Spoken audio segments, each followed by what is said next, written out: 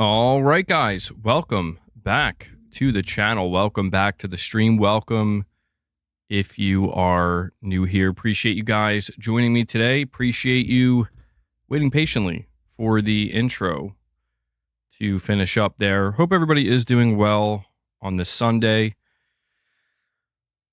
Paul says, epic supervillain setup. Absolutely. Got the chair, got the cat. You know how we do it here. But yeah, I hope everybody's doing well today. Yeah, I'm doing good, Irfan. How are you doing, dude? I hope you're doing well too. Take the hat off. Well, I mean, yeah, we did do our...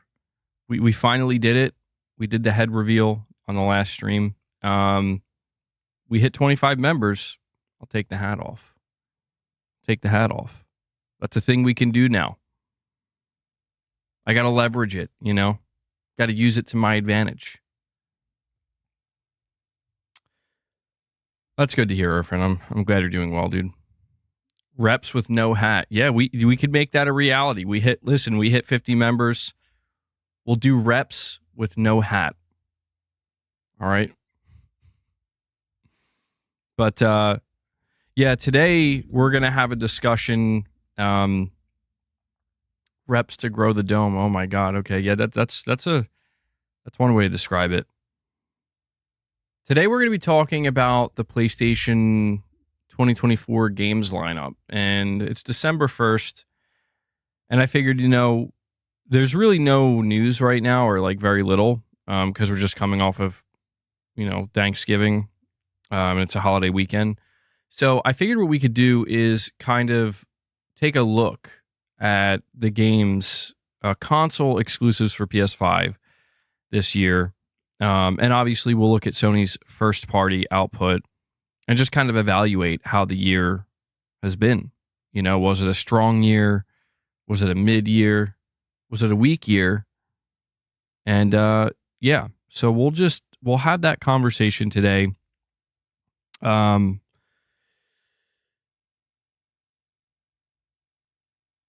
you for that, Michael. Yeah, I appreciate that. Yeah, I'm still getting people you know, congratulating me for hitting 100K, and I've tried my best to like and heart as many comments as I possibly could. But yeah, thank you guys for all of that. It's really awesome. All right, so guys, before we dive into this conversation, I got to bring my list up. Hold on, I got to bring my list up.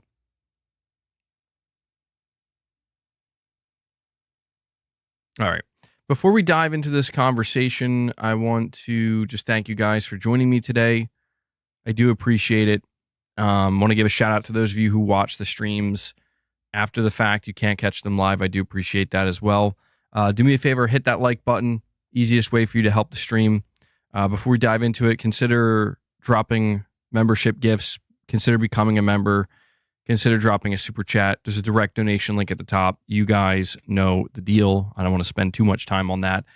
But yeah. All right. So let's evaluate PlayStation's 2024 console exclusive lineup. Now, listen, if you're somebody who doesn't really care, or not care, but doesn't really count a game if it is released on PC as well, then that's fine. You don't have to count that, but we're going to basically separate this list. We're going to do a list of console exclusives, as in they're exclusive to the PS5 console. They're not releasing on Xbox. They're not releasing on Switch. And then we'll do a separate list, which is just strictly PlayStation's first party. And we will evaluate how each looks. So we will start with the overall list here. Okay. So I'm going to run down this list. These are, and apparently people were letting me know there was a couple games that I apparently forgot or left off the list, which is surprising to me because I feel like I went over this list multiple times. So guys, if there is a game that is a console exclusive for PS5 and I missed it, please let me know. But these are the PS5 console exclusives that were released in 2024. The Last of Us Part 2 Remastered, January. Grand Blue Fantasy Relink, February. Foam Stars, February. Helldivers 2, February. Pacific Drive, February. Final Fantasy VII Rebirth, February. Rise of the Ronin, March. Stellar Blade, April. V Rising, May. Black Myth Wukong, August. Concord, August. Astrobot, September. Evo Tinction, September. Anatria, The Last Song, September. Until Dawn Remake, October. Silent Hill 2 Remake, October. Horizon Zero Dawn Remastered, October. And Lego Horizon Adventures, November. So that is... No, Pacific Drive was a PlayStation console exclusive, if I'm not mistaken. Are there any games I missed?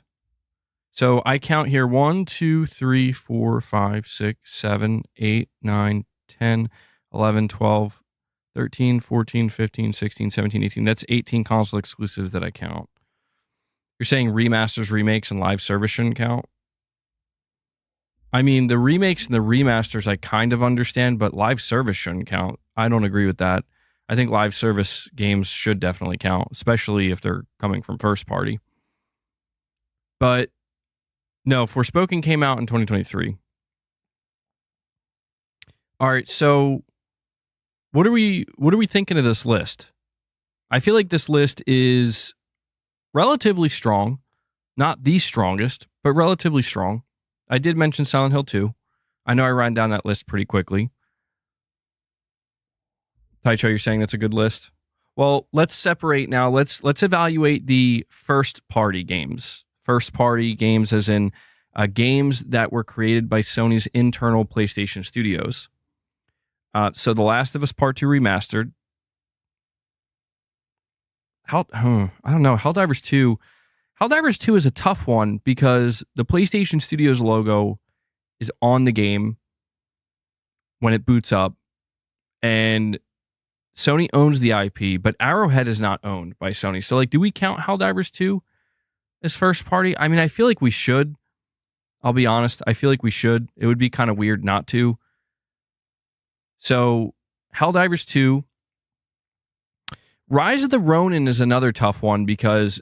Well, we will count Rise of the Ronin because Sony's XDev studio worked on that game, and the PlayStation Studios logo pops up when you play it, if I'm not mistaken. So we'll count Rise of the Ronin,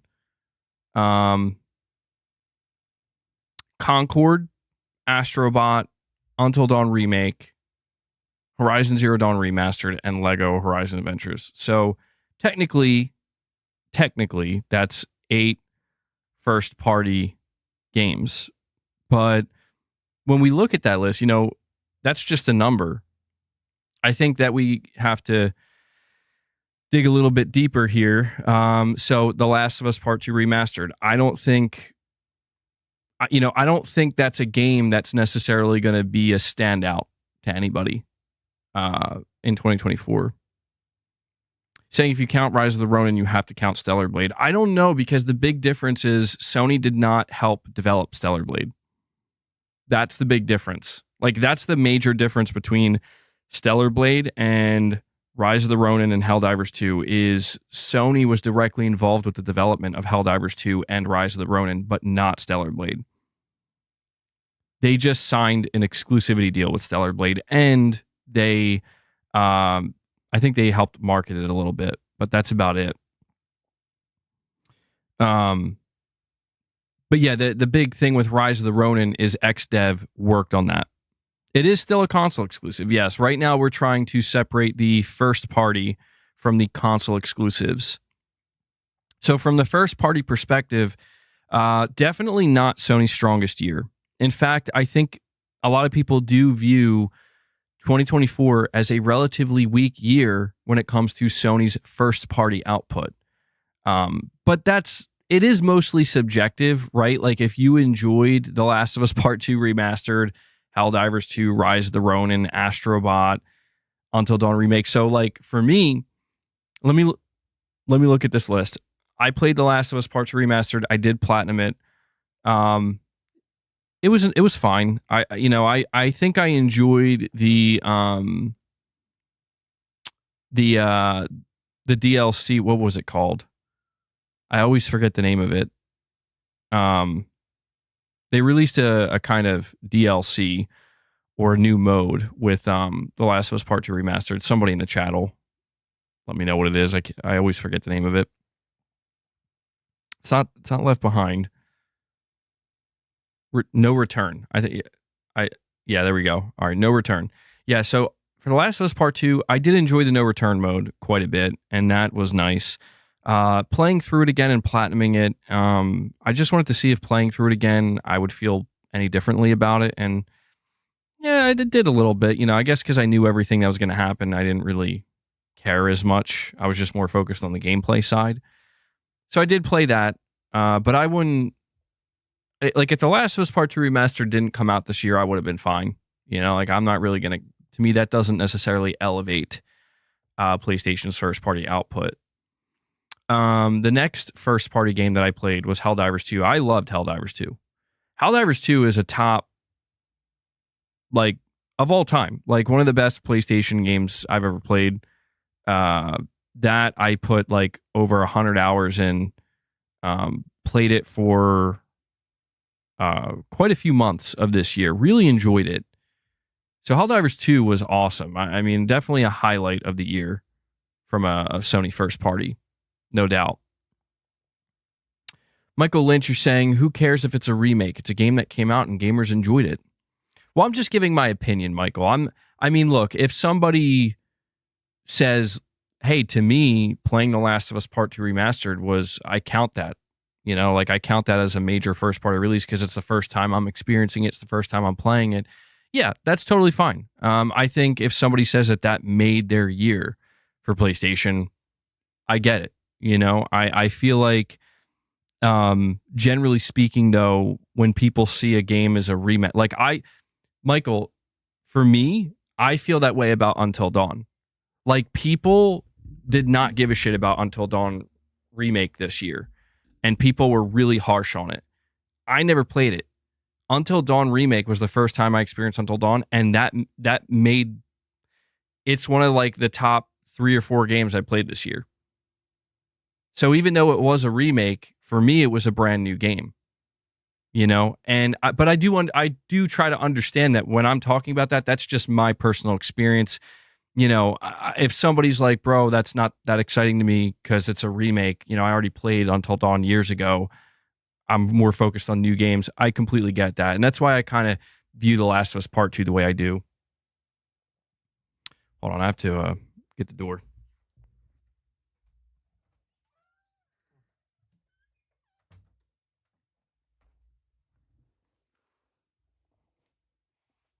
But keep in mind, this entire conversation, this is just subjective. This is just my opinion, my evaluation.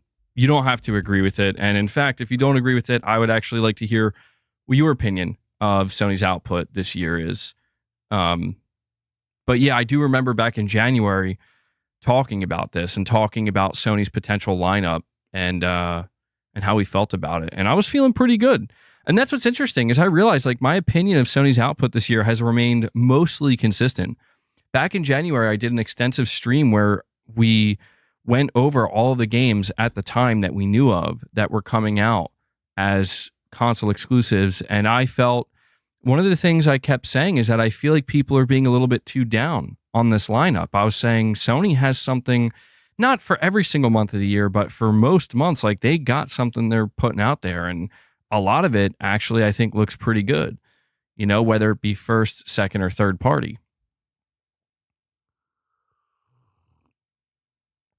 But yeah, Helldivers 2, an absolute highlight of 2024 for me, and just such a great experience that I honestly can't wait to see what else Sony does with Helldivers in the future, because trust me when I tell you, Sony likely has very big plans for the Helldivers intellectual property, for sure. Now, Final Fantasy VII Rebirth, absolutely huge, but not from Sony first party. Still a huge game, though, and I think for a lot of people, their game of the year. Rise of the Ronin, I did play, and I gotta say, Rise of the Ronin, I had a much better time with than I was honestly expecting. I didn't go into Rise of the Ronin expecting like a game of the year or like a top tier, like tent pole juggernaut title from Sony. I was just expecting it at the very most to just be a pretty decent experience that I look back on. I'm like, oh yeah, it was pretty good. But actually, it ended up being a little bit better than I expected. Rise of the Ronin, it's very generic in its approach to the open world, where it's just kind of like a check. You're just checking off boxes and checking off lists, which I didn't mind. But I actually appreciated the way I actually kind of appreciated that they kept it pretty simple. They put most of the emphasis on the combat in that world. And I think they did a good job with that. So I ended up, what did I put, like 85 hours into Rise of the Ronin? And I put more time into it than I expected. And I did enjoy it. Stellar Blade. Not a first-party title, but another great game. I'm trying to just stick to the first-party stuff here. So the next first-party title from Sony, Concord. Concord's the next one in line. I mean, what's left to be said about Concord that hasn't been said already? Sony positioned it as a game that they thought was going to be a massive success. It was such a colossal failure. The game shut down. The studio shut down. Now it just doesn't exist. So that happened.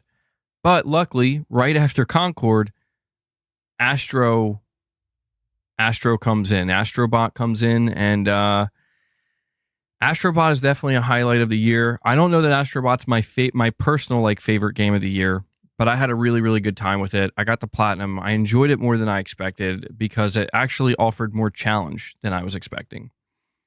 That's a great thing about Astrobot that I wasn't expecting. So Astrobot, I would say, definitely helped strengthen the first-party output for Sony a lot this year. Did a lot of heavy lifting.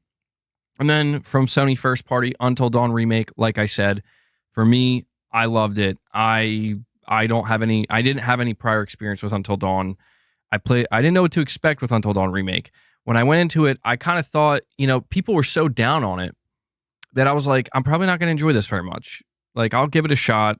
I just, I like the premise. I like the trailer that I saw, but I'm like, I don't know. It's probably just going to be an okay game. Again, I played it and I was like, holy shit, that was awesome. So I'm in the process of actually trying to get the platinum for Until Dawn remake right now. And I did start playing the original as well, because a lot of people are saying listen, man, trust us. In a lot of ways, the original does some things better. You're going to want to play that too. So I'm playing that as well. And I could definitely see where people are coming from. Sean Mitchell, a member for 19 months, he says, what's up, MBG? Missed your hat off stream the other day. Congratulations on 100K and letting that head breathe. Thank you, Sean. Yeah, it was a good time, man. It was a long time coming. Didn't really think we'd actually make it to this point, but here we are. And I'm sure there's going to be plenty of hatless streams to come in 2025. So thank you for that, Sean. So the last two first-party games, Horizon Zero Dawn Remastered, which it seems like turned out better than what people were expecting, which is good. Christmas back around when? Soon. And then Lego Horizon Adventures. Honestly, Lego Horizon Adventures, I haven't played it. Seems like it's not doing that well. Seems like this was a bit of an experimental title from Sony, and the experiment potentially failed. It seems like it didn't sell very well across any of the platforms. Didn't review very well. I mean, it reviewed okay. But let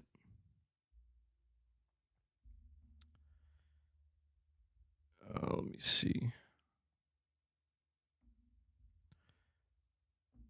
Did it do worse than Concord on Steam? It did. Yeah. Again, that's not necessarily indicative of how it did on PS5 or Switch, but it. Oh, boss, you're tangled up, dude. Boss, you're tangled on my what? This cat. Hopefully that didn't unplug. The Lego brand didn't help it seems.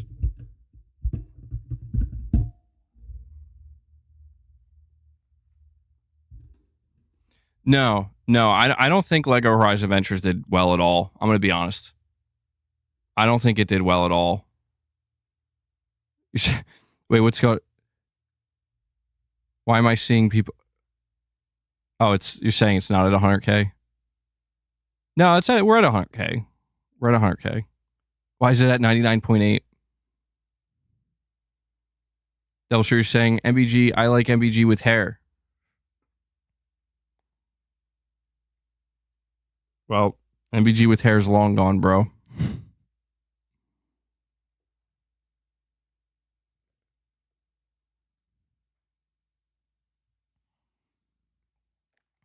But so yeah, basically the first party lineup we're looking at here: Last of Us Part 2, Helldivers 2, Rise of the Ronin, Concord, Astrobot, Until Dawn Remake, Horizon Zero Dawn Remastered, Lego Horizon Adventures.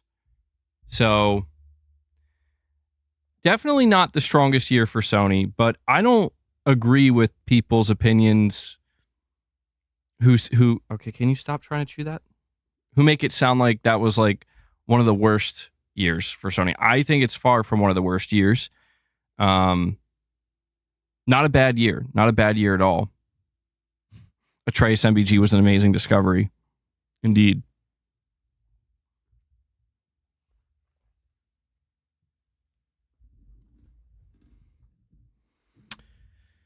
Let's be honest, Concord's gameplay wasn't that bad. It could be turned into a W just like No Man's Sky. I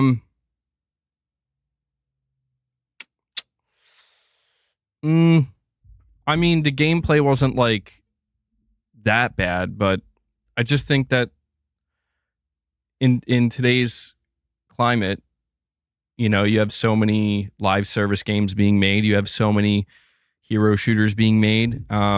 Just being okay or being kind of good in terms of gameplay is not enough. It's not. And when you have just okay to maybe kind of good gameplay combined with horrible aesthetics that nobody likes, horrible art direction, and maybe some cringe dialogue, that seems like it's trying to be a knockoff of Guardians of the Galaxy.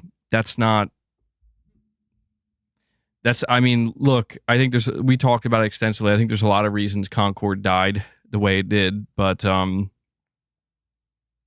I don't think Concord could have been turned into a W. Gameplay was really mid. I mean, yeah, it was nothing to write home about, you know? It was nothing to write. It wasn't like terrible or bad. It was competent, but it wasn't anything to write home about.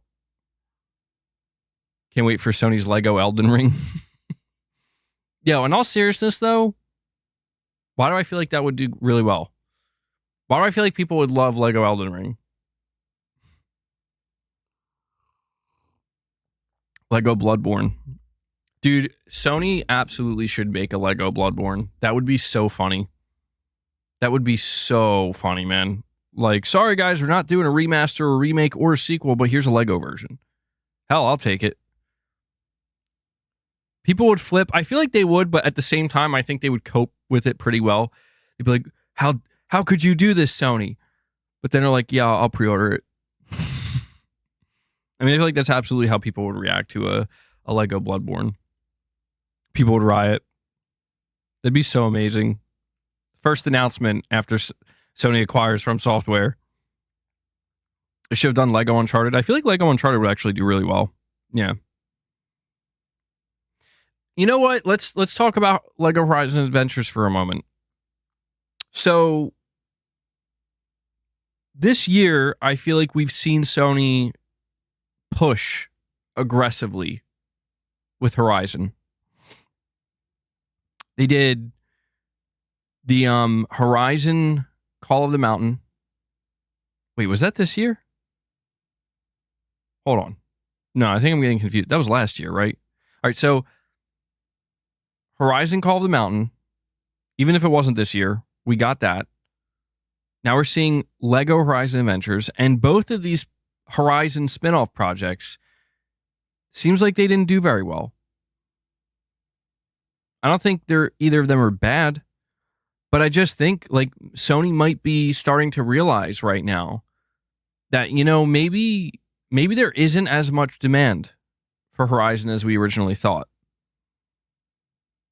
And at least I hope that's their takeaway, because I do feel like Sony is getting dangerously close to the oversaturation point with Horizon. I mean, even just this year alone, you're talking about Horizon Zero Dawn Remastered, you're talking about Lego Horizon, we have rumors of a Horizon live service game, you know. I think it's getting to dangerously close to just too much oversaturation, and people are going to start to feel pretty negatively towards it if they, and we'd have the TV show that I guess is getting rebooted. And so it's interesting to me to see that maybe Lego Horizon didn't do very well. I don't know how Horizon Zero Dawn Remastered did. I don't know if they had high expectations for that because they did a $10 upgrade path. But it does make me wonder if Sony's maybe starting to kind of look at this and be like, But yeah, they still have the live service game. Razor, you're saying personally you love Horizon's story and lore.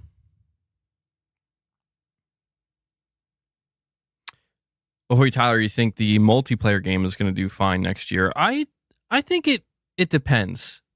I'll be honest with you. Like, here's what I think. When it comes to the Horizon multiplayer game, I think if they do what I think they're going to do, they might have a problem on their hands, and that is, it seems like they're going to go for the Fortnite / Genshin Impact art style. And I think if they do this, it's like people are not going to be okay with it. Like, I think the gameplay could be great. I think the mechanics I think the game itself could be great. But if people see that they're going for this, like, kind of, more stylized kind of look that is reminiscent of these other successful live service games, I think people are going to actually be frustrated about that. And I also think that one of Horizon's biggest strengths is in its visual appeal, in that it's an amazing looking game. It's one of the best looking games out there. Not only in terms of just the graphical fidelity, but the art style and the art direction and the color palette. And I feel like if they trade that in favor of, like, check it out, guys, it's like Fortnite, Genshin Impact, Horizon. Isn't that cool? I think people are going to be like, why would you do that? I could be wrong. And maybe that is the smart way to go about it. Maybe it would be a big success that way. But I just feel like, if Sony does that, it's an aggressive attempt to appeal to an audience that otherwise doesn't care about Horizon. And I don't think that's going to work. I think sometimes Sony, I think they get a little overly ambitious, where it's like, I get it. You want people to play this Horizon live service game. Your best bet is to start with the core PlayStation fans, the people who played Horizon.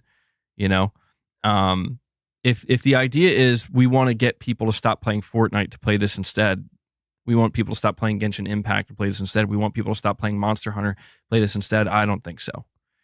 That, I feel like, is something that has to happen more organically. And I don't think that's a wise idea.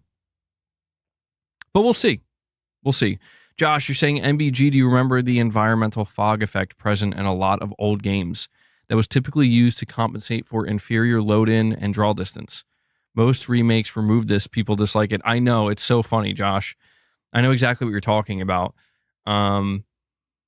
That is, I think, a pretty well-known thing at this point, that a lot of games would use this kind of fog effect, or this mist-looking effect, because of the hardware limitations. And yeah, you see some of these games that come out. If I'm not mistaken, didn't, like, the GTA collection just recently fix that? Where, like, if you go back and you play the earlier GTA games and you're flying, there's kind of a lot of fog and a lot of clouds and stuff. Like, it's a little bit much, but it's due to the hardware limitation.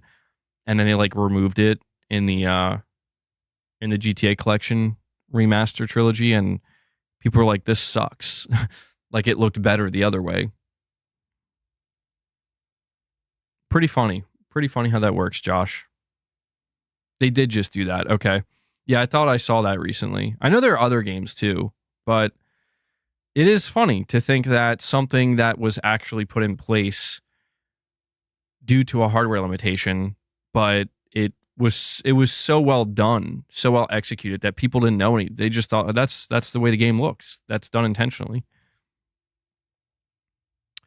PlayStation Pete with the $2 super chat says, "Do you think Switch will outsell the PS2? And are you buying Metal Gear Solid 3 Delta?" I'm absolutely going to be buying Metal Gear Solid Delta. Can't wait. Just waiting on waiting for the release date. Yeah, that's true. Devil Shooter, Silent Hill. Yeah. Yeah, that's probably the most famous one. Do I think the Switch is going to outsell the PS2? Well, actually, yeah, we didn't. I don't think we talked about that on stream, how Sony just announced that the PS2 is now at 160 million, over 160 million. And apparently there's like a lot of arguments taking place about this. I mean, I do kind of understand from Sony's position why they wouldn't want to lose that crown, because it's, I don't know, it's just a huge milestone where it's like you want to be number one, right? Who doesn't want to be number one and have the top spot? But at the same time, like, I mean, if Nintendo eclipses it with the Switch, I mean, the Switch is offering two things in one, right? Like the Switch is handheld and home console. It's a hybrid. I feel like that's kind of what makes the PS2 so impressive to a degree, where it's like the PS2 is just a box you put in your living room, like it's just a console. I mean, yes, it offered DVD, but it's interesting. I was watching Mystic recently, and Mystic was kind of saying how he thinks it's a little bit ridiculous that he thinks people give the DVD player in the PS2 way too much credit. Like he was saying, people talk about it like the DVD player sold like 30 or 40 million units of the PS2, and that's not true. And he actually referred to the attach rate of the PS2, basically saying if you look at the attach rate of the PS2, it basically proves that not that many people were buying the PS2 just for DVDs. Like people who were buying it, even if they were buying it because it's like, oh, it's a DVD player too, and I'll use it for that, they were still buying games for it and still playing games. And that's interesting to me because I didn't actually realize that. I was one of those people that kind of always thought like, yeah, like 50 million PS2s were sold because of the DVD player, but that doesn't seem to be the truth. But there's no doubt it helped it, right? In the same way that the Switch 2, I almost said the Switch 2, in the same way that the Switch being a handheld hybrid is helping it sell, the DVD player helped the PS2 sell as well. But to answer your question, I absolutely think Nintendo can eclipse the PS2. Yeah, I think they might. Like, I don't know that I'm 100% confident that they will, but I think they have a good chance. I think it really comes down to when the Switch 2 comes out. If the Switch 2 is coming out in like March, I think there's like a chance that could just stop Switch sales. Like not saying nobody's going to buy the Switch 1 anymore, but it might really make it go from like it was selling like a couple million every quarter to now it's in the hundreds of thousands and just dropping more and more, because everybody's going to Switch 2 now. So I don't know. We'll see. Nintendo has this quarter. They have one more quarter, assuming, I don't know, if the Switch 2 is announced in January, that might be what does it. That might be what, yeah, they could drop the price as well. Yeah, that's another key point. They could drop the price of the Switch, and that could definitely, I think, entice people. Price drop for Switch 1 will keep selling millions. Yeah, it's very possible. It's one of these things where I like don't know what to expect. I mean, either outcome would not be shocking to me. If the Switch 2 is revealed and that just makes it so that people are done buying the Switch 1, I wouldn't be shocked. If the Switch 2 is revealed, Nintendo drops the price of the Switch 1 and it still goes on to sell millions and it does eclipse the PS2, I wouldn't be shocked about that either. I just think it's one of those things where it feels a bit like a coin flip, but But one thing that we can say for certain is that the Switch is right on the heels of the PS2. And I don't know how much Sony cares, but Sony clearly cared enough to update the sales number. So we'll see what happens. It's nice to see that Sony Nintendo rivalry. Sony should start production again. That would be the pettiest, funniest thing ever.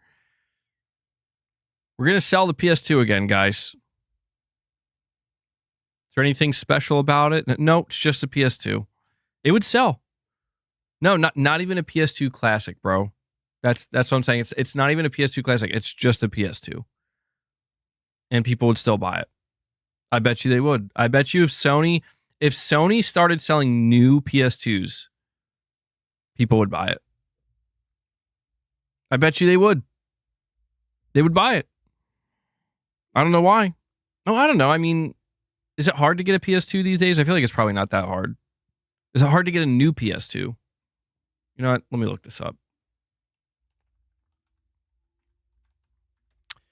New unopened PS2.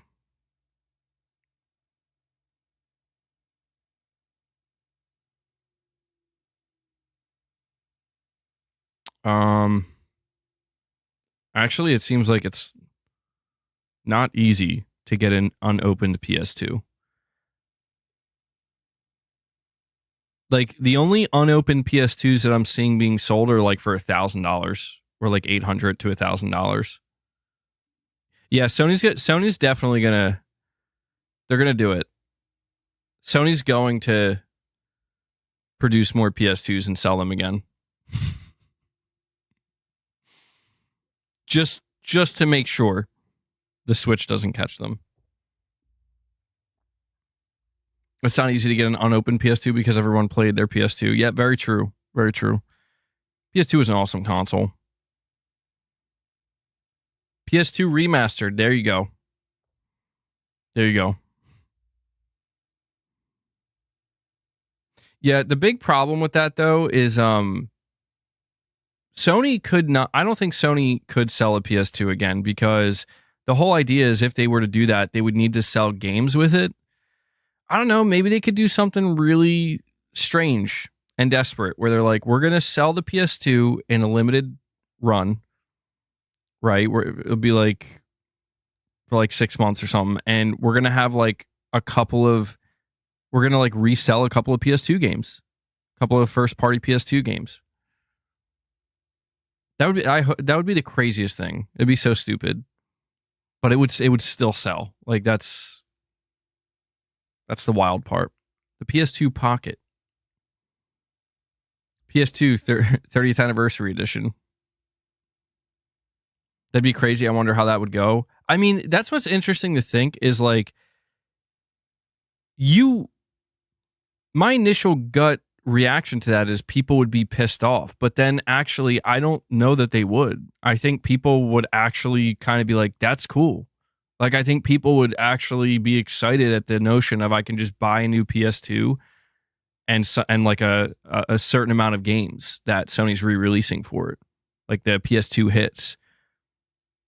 Like you could walk into a store and I mean, that would be trying to capitalize on nostalgia to an extreme degree that I would argue is almost unhealthy. But I think it would work. I mean, Sony did try to do that with the PS1. It was like the PS1 Classic, but they kind of screwed it up. Retro is the trend. Well, see, there you go. There you go. But no, I don't think Sony would do something like that. I say that. Then early next year, they're going to announce it. They're that desperate to make sure the Switch doesn't catch them. Russell in the chat says the Switch isn't a console. There, I said it. Come at me. I guess there is kind of an argument there, right? Like, is the Switch a console? Like, is it a handheld or is it a console? I mean, it's both. I guess the only way we could really determine that Oh yeah, handhelds are consoles. I guess that's true. Do you think we could stream from a PS2? I can bring one home for my parents today, says Mrs. MBG. Oh, I don't know how to stream from a PS2. Would I need like an HDMI adapter, I guess? That sounds really stressful, but also kind of interesting. That would be an interesting stream. You know, I do have that random copy of Resident Evil Outbreak for PS2 that I just discovered randomly while rummaging through some stuff in the house.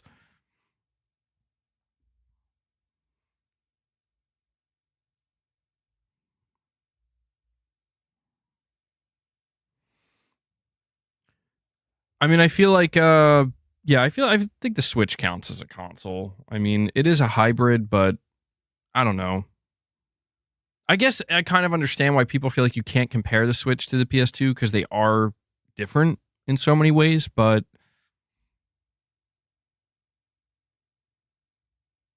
are handhelds the future of console gaming? It's a great question.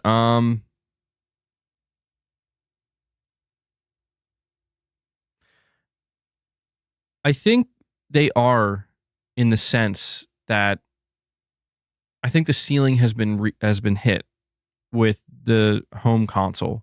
You know, the box that you buy and you hook up in your living room. I think the ceiling has been hit. But I think handhelds are going to find a new place. Like handhelds have always been successful like from Nintendo and some of Sony's, but I think we're going to see like a new push in the handheld sector that basically that's where future growth in the console space lies. Where it's like if you buy the next PlayStation handheld that comes out 3 or 4 years from now, it's not a like it's not going to be a hybrid console. It is a handheld console. But I think Sony's going to view that as an extension of the PlayStation console, and I think that's where they're going to see growth, right? Like I think you'll see the PS6 do well just like the PS5 is doing. Maybe it could be a little bit less, maybe it'll do about the same. But I think when Sony releases their new handheld, that's actually going to do pretty well. And I think that's where it's going to be like, we're doing well here too, you know? And it'll be kind of an extension of that. I mean, Sony kind of saw that with the PSP, not so much with the Vita. I am Ayato. Thank you so much for re-upping your membership, buddy. I do appreciate that. Welcome back. Thank you for the support, my friend. Thank you. I appreciate it. Good stuff, bro. IP Gaming, are you hiding treats under your hat now? Oh, no. I'm gonna tell you right now, I'm not. That'd be so funny, though, wouldn't it? I just, like, take my hat off. It's time to feed the beast, and treats start falling off of my head. No, they smell too bad. I would not be able to deal with that. I would not be able to deal with that. They do. I don't know why. These treats, the cats love them, but these new treats we got, they smell so bad. I'm like, what the hell? Mrs. MBG, you said that? Oh, my bad.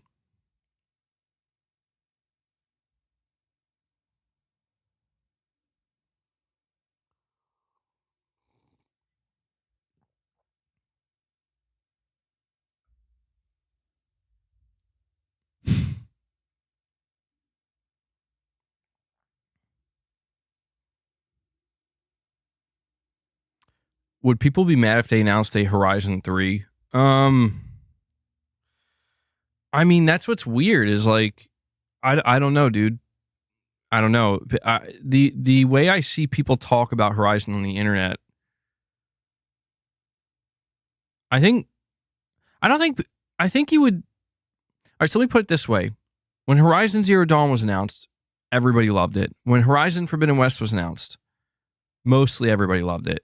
When the third Horizon is announced, I think you're going to see a much clearer like separation where you're going to see people who are like, I love this too, and I can't wait. But I think you're going to see way more people being like, nah.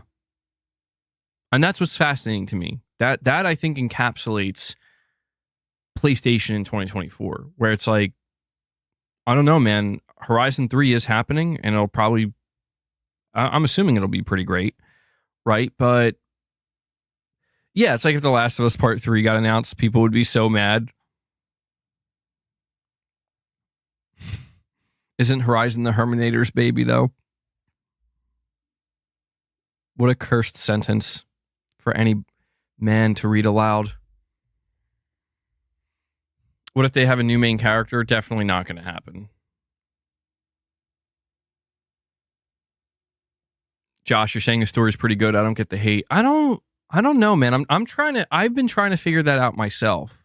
Like, when did people just suddenly turn on Horizon? Was it after the DLC? Well, you know what? Hold on, though. Hold on. I'm forgetting something. I said everybody loved Horizon Forbidden West. Actually, that's not true. I think Forbidden West was actually the start of seeing some people start to turn, because I do remember people were like saying they changed Aloy's look and made her like fat or whatever, or uglier when she got fat. Like that's what's weird is like that like literally didn't happen, but I don't know. People, the peach fuzz. Oh my god. But yeah, I don't know. It seemed like that was kind of the beginning of people showing a little bit of, it's not completely universally loved. But then after the DLC, I mean, I don't want to spoil anything in the DLC, but there's something that can occur in that DLC that after that, like a lot of people were really annoyed or frustrated. So I don't know, man. I don't know. We'll see what happens. Personally, what I think Guerrilla should do, I think they should just release the third game. They should make the third game, because they clearly have a third game that they're making right now. They actually confirmed that. They should make the third game, let that wrap it up, and then move on to something new. That's what I think they should do. A new IP, and don't just become the Horizon studio, because I don't even say that, because it's like I'm okay with like Santa Monica just kind of being the God of War studio, but even Santa Monica Studio is now doing something new. So I don't think any of these studios should just get locked into just doing one series perpetually forever. I don't know. Luna, you're making me nervous.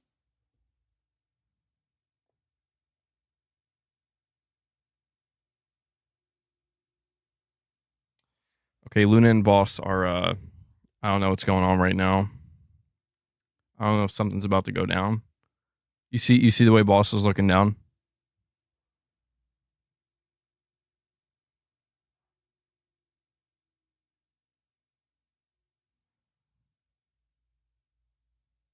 Please don't fight next to my 30th anniversary limited edition PS5. I'd really appreciate that. Are they playing? I don't know. Boss isn't growling, so maybe they are playing a little bit. Luna, hey. Oh my god. Okay. Hold on. I'm telling you, man, these cats are going to end up destroying something.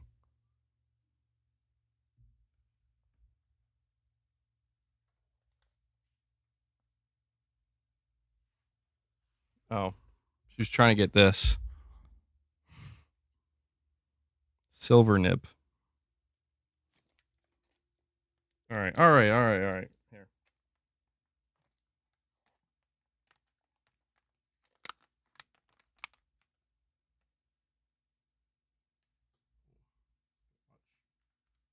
Luna, you can have yours over here. Silver nibs.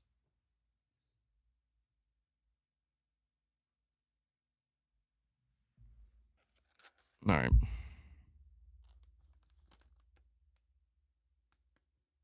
I'll tell you guys right now, if Leia ends up coming over here, you're going to see her act so weird. I hope she comes over here. Leia really likes this stuff. Boss, these are not treats. I just poured it out. They're not treats.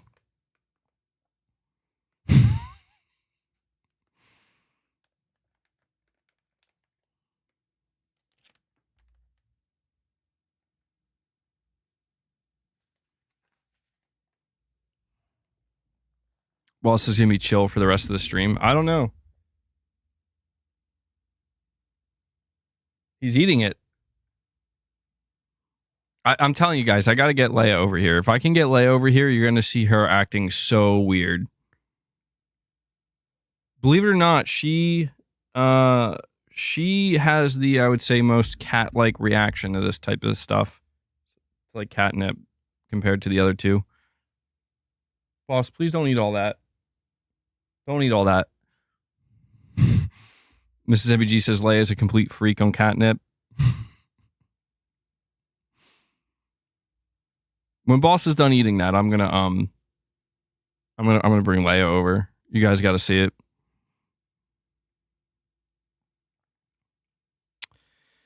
The Horizon ripoff looks like a combination of Power World and Horizon. Yeah, apparently they showed some gameplay or some gameplay leaked out, and people were like, "Bro, this looks like shit." That's what I heard. I haven't seen it myself, but.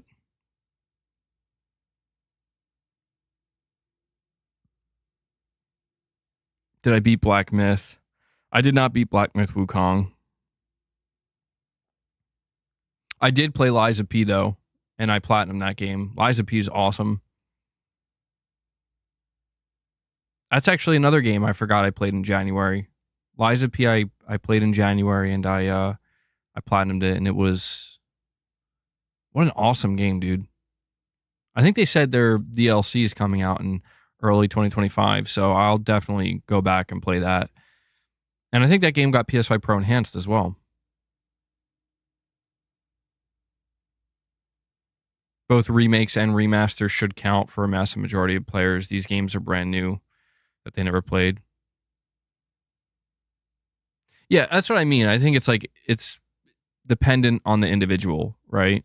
Like for me, I don't really care about The Last of Us Part 2 Remastered because I did play that game already. I still played it, but Sage Infinite saying, MBG, your tweet made the Bloodborne subreddit. Wait, what tweet? Let me go check. The Bloodborne subreddit, the one subreddit I never check, ever. What tweet? I'm curious.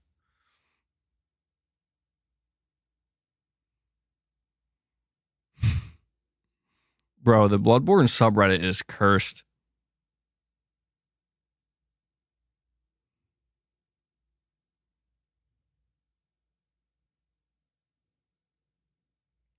Oh, it did. Wow. Okay. Wow. Of all the tweets, too, I didn't expect it to be that one. So I tweeted out, and we might do a reaction to this, not today, but on another stream coming up, maybe. IGN's top 100 PlayStation games of all time. Spoiler, Bloodborne number 3. That's funny. Sage Infinite, thanks for letting me know, man. I would have never known. That's not a subreddit I visit.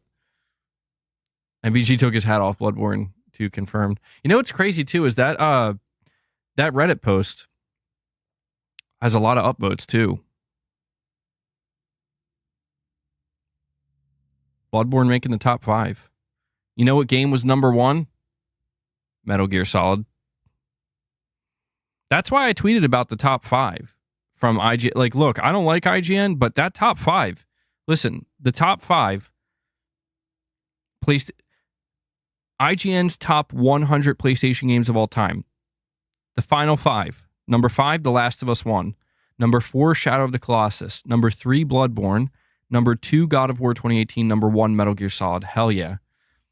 Kazjam, you're saying Horizon Zero Dawn was better than Horizon Forbidden West. Better story and open world. Too many things seemed forced in Forbidden West. Yeah, I know what you're saying, Kazjam. I kind of get that feeling too. I feel like Forbidden West, I get the sense with Forbidden West, it did that thing that a lot of sequels to really great stories try to do, which is it's like, I think it tried a little too hard to one-up itself, where it's like, if you thought the twist in Horizon Zero Dawn was crazy, wait till you see this twist. And then it was like a twist that kind of like, it was like a little bit too out there.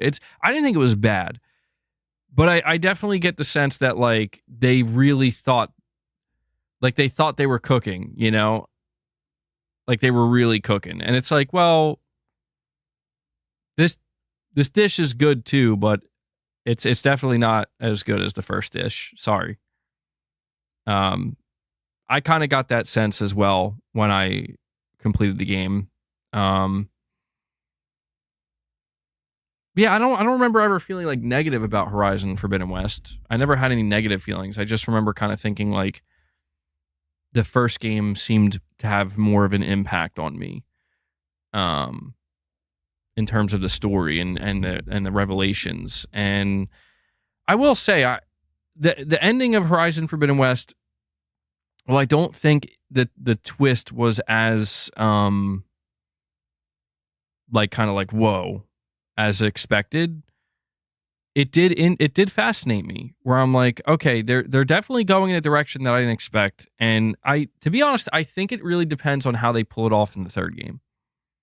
Like they definitely set up the final, like, you know, I guess you could say revelation and the wheels are in motion of like, this is how this story is going to end. Obviously without showing you or telling you what's going to happen. But I think depending on how they handle the third game, I guess I do wonder if they have any more twists, you know, any more twists up their sleeve. The Stellar Blade IP is owned by Sony. IGN confirmed this. Really? When? I mean, I think. Wait, are you sure? When did they confirm it? Was this a while ago? Will I be live reacting to the Game Awards? Yeah, we'll be live streaming the Game Awards. For sure.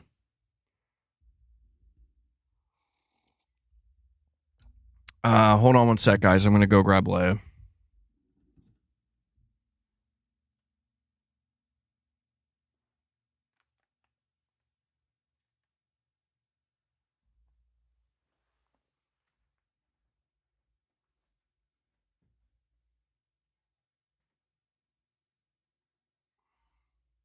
Get down, boss.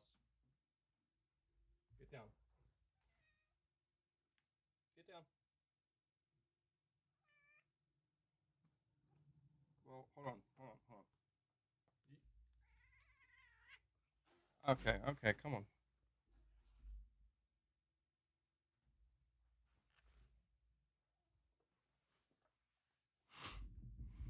That almost became chaotic. Okay. Leia, look.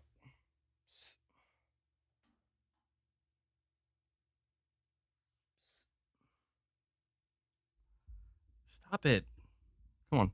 I'm sorry, guys. I'm just trying to show you how Leia reacts to this stuff. She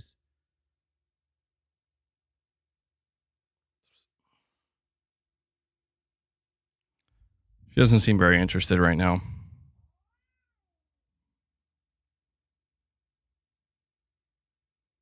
Boss is very upset. He's like whining underneath me. He's like growling.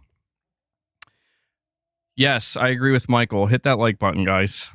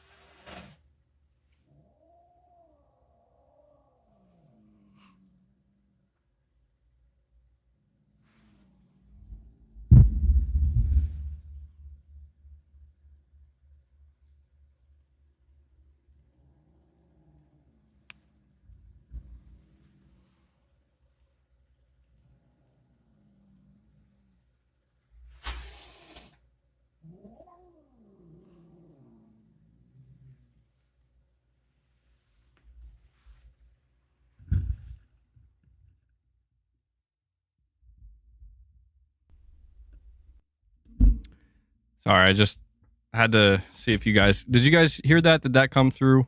Boss's little growling. Hello. It did come through.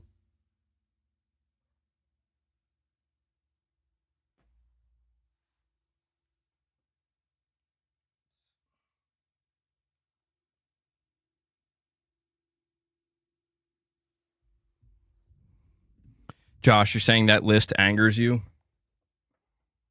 I mean, yeah, a lot of people were very upset with that list, which is understandable. I feel like no matter what, when you do a top 100 list, oh, you see what I was telling you guys? You're about to see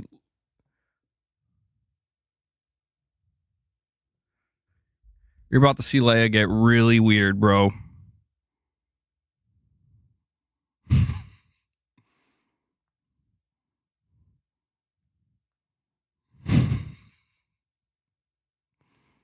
I'm going to try to pretend like I'm not paying any attention to her.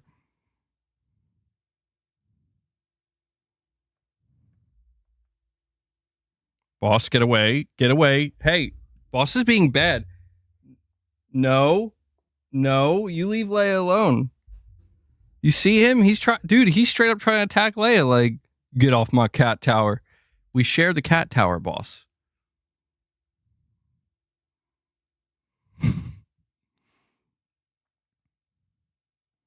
The beard is growing. It is. Leia, just please, whatever you do, don't knock over my PlayStation. Uncharted 2 is so deserving of a top 5.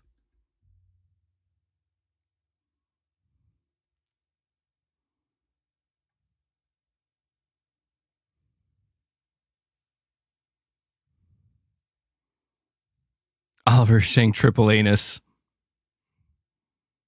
I mean, I don't know. I can't disagree with Metal Gear Solid being number 1 because Metal Gear Solid is my favorite franchise of all time. Bloodborne being number 3, I mean, I don't know, man. I loved Bloodborne as well. I'd have to look at the rest of the list, though. That's why I was saying maybe we could do a reaction to the list, because I have a feeling there are likely some games placed on that list that I would just wholeheartedly disagree with.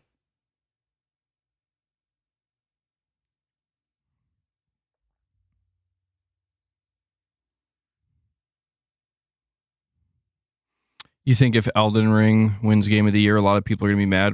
The Shadow of the Erd Tree. Oh, yeah. Yeah, there's going to be like a riot. I don't know. Some people will be okay with it and be happy, but some people are going to riot.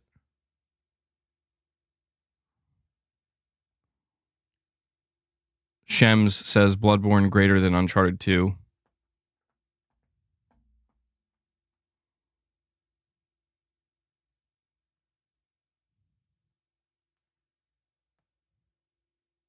Josh, you would ditch Bloodborne? I mean, I think the surprising thing to me is that Bloodborne, Elden Ring, I think, was higher on the list. Bloodborne surpassed Elden Ring on this list, which that I think is a little bit surprising to me. I don't disagree with it, but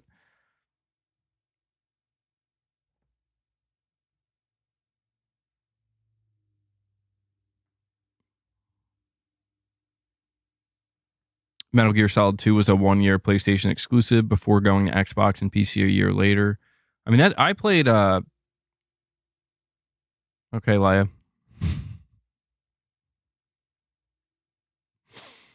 I played MGS2 on the PS2. Leia's in rare form today, bro. Holy shit, she is acting like such a weirdo.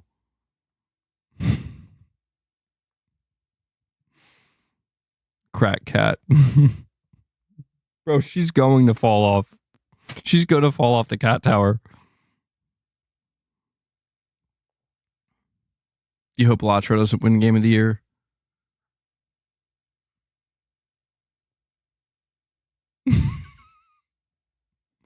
Bellatra winning Game of the Year, I would like to see it just to see the reactions, truthfully.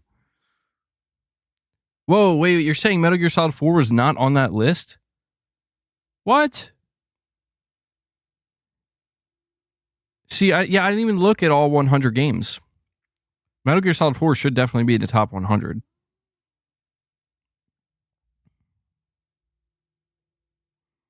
Oh, Josh, no, I disagree with that, bro. That, Josh, that has to be the hottest take I've ever seen from you. If there was one genre you would love to wipe from existence, Souls games. I mean, don't get me wrong. I think the Souls games are getting, like, the Souls genre. I think it's definitely gotten oversaturated. But man, I can't. I love the Souls games. Not all of them, but I love Dark Souls. I love Bloodborne. I really enjoyed Elden Ring. I enjoyed most of Elden Ring. But I do understand why, like, some people feel like it's gotten a bit oversaturated. You think they're getting overrated? Yeah, I guess there's potentially an argument to be made there. Potentially. You think it's the most overrated thing ever?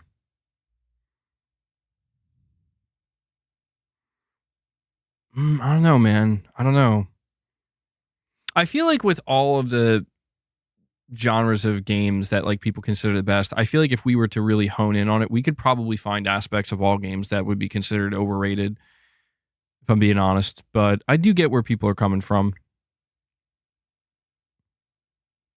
You think the genre is getting played out? It'll be the next zombies craze.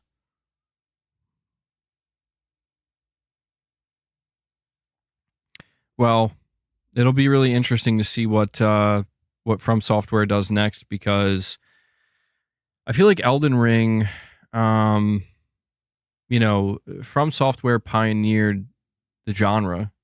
I mean, they made it. I mean, they made Dark Souls. Well, they made Demon Souls, but Dark Souls was the game that went mainstream, and that's what basically kicked off the Souls genre. And I feel like Elden Ring was a natural and necessary evolution of that, where it's like, all right, what if we go open world? Can it be just as good? Can we make it better? And I think we got that. And I really do wonder what Miyazaki and FromSoftware are going to do next, because it's like, I mean, where do you really go from here? I get the feeling that Miyazaki nor FromSoftware would just want to kind of rinse and repeat. So I imagine they're either going to want to, like, I guess what I'm really trying to say here is, do they plan to try to reinvent the Souls genre at all? Because I feel like the closest we got to that was with Elden Ring, where Elden Ring's kind of like setting the high watermark of, you probably won't be able to surpass this if you try to make a Souls game. You're not going to, like, maybe you can surpass Dark Souls at this point. Maybe you could try to surpass Bloodborne, but you probably won't be able to surpass Elden Ring. That's not going to be easy. How would I like to see the Souls games reinvented? Gosh, I don't know. To be honest, I don't know that I would want to see that. Like, assuming that Miyazaki wants to continue with this formula he's created, starting with Demon Souls, assuming he wants to continue the formula, I believe it or not, dude, I think I'd actually like to see a Dark Souls 4. Like, I mean, you know what, actually? I think I know what I'd want. I think I would want an Elden Ring level game, but in the Dark Souls universe. I feel like Dark Souls 3 was the closest thing to that, but I would be super interested in seeing something like that. Just because, I don't know, man. I feel like Elden Ring, so many aspects of Elden Ring felt like Dark Souls 4, but it wasn't, like, the lore was completely different. The world was completely different. The universe it was in was completely different. And I would just, I don't know. I always enjoyed the lore of the Dark Souls games so much that I would be super interested to see a Dark Souls 4 that is still based in that, like, Souls universe. And it's, maybe even see some callbacks to Dark Souls 1, But maybe, I think that's probably not very exciting for a lot of people. Wow, Leia's already knocked out. Okay. That was quick. Leia, are you okay? Did you go too hard? Was it too much? An open world Bloodborne 2. That would be Yeah, that would be super interesting. Didn't you say the next Naughty Dog game was inspired by Elden Ring? Do you think they're doing a Souls type game? Well, I'll tell you what. Neil Druckmann, when he was asked about the next Naughty Dog game, he was basically saying that he was feeling inspired by Elden Ring. Interestingly enough, The Last of Us Part 2, originally they were going to make it melee only because that's how inspired they were by Bloodborne. So it's clear. One thing I feel confident in saying is that the next Naughty Dog game is going to be inspired by FromSoft, by the Souls games. Whether or not is it going to be Naughty Dog giving their, giving their best shot in the Souls genre, like a Naughty Dog Souls game. I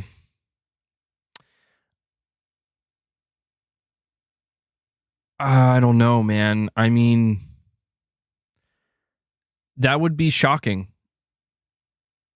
I feel like I would, to be honest, I would love to see it just because that sounds too interesting to me. The proposition of it's okay, Josh. Dude, I totally get it. I'm bitter about a lot of stuff in gaming too. I get it. But the idea of like Naughty Dog being like, we want to make our own Souls game. We want to give our best shot. We want to throw our hat in the ring. Considering the history of Naughty Dog, I would be super interested to be like, okay, let's see what you got. Because I think for a lot of people, Naughty Dog, I don't know if people view Naughty Dog as like a one-trick pony necessarily, but I think for a lot of people, I think what they're expecting from Naughty Dog next is if it's not The Last of Us Part 3, it doesn't matter because you already know what you're getting. It's going to be a linear single-player game, maybe with a couple open areas, but it's going to be ultra cinematic, a lot of cutscenes.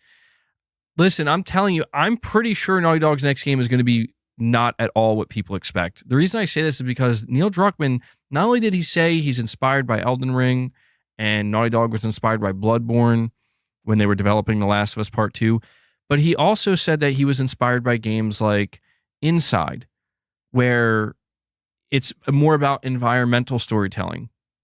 And he did say, we will have cutscenes and stuff. There's going to be cutscenes and whatnot. He wasn't saying that they're like not doing anything like that. But I just, the hints that Neil Druckmann has been dropping, it's super interesting to me because it's like they're making something that they've never made before. And I think it's going to be vastly, vastly different than anything we've seen from Naughty Dog. We know it's going to be a game that offers a ton of player freedom.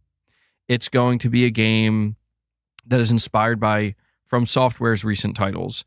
It is going to be a game, and yeah, I have played Inside, by the way.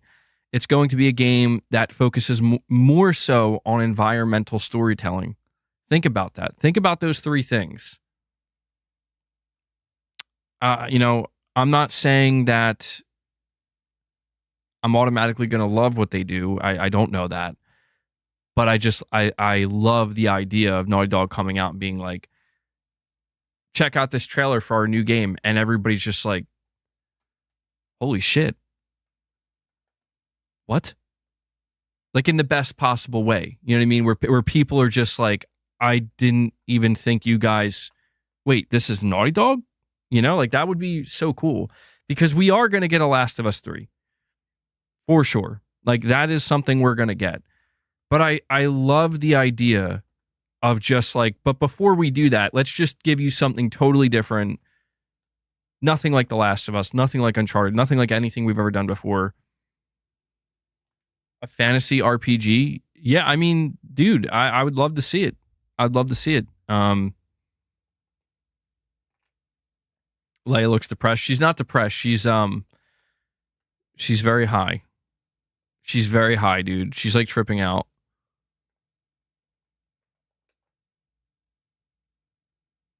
Oh my God, Leia, are you okay? No, she just had a lot of catnip. Yeah. She just went crazy in the catnip. She's good.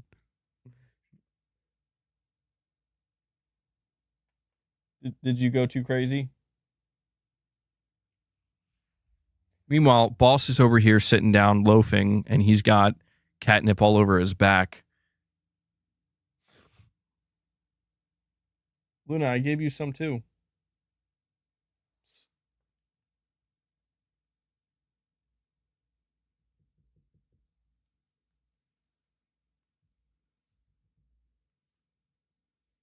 Wow. Yeah, I got a catnip splinter somehow. If they can pull off an RPG, they'll have my respect. That's what you're saying, Unico. Don't bite me, Leia.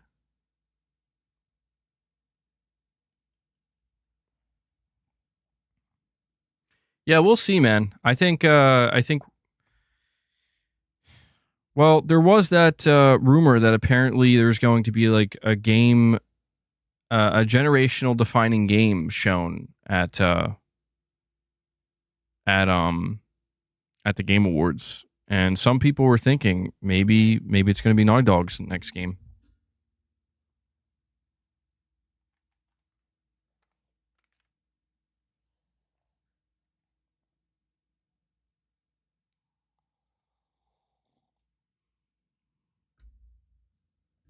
Half-Life 3. Oh, that would be crazy.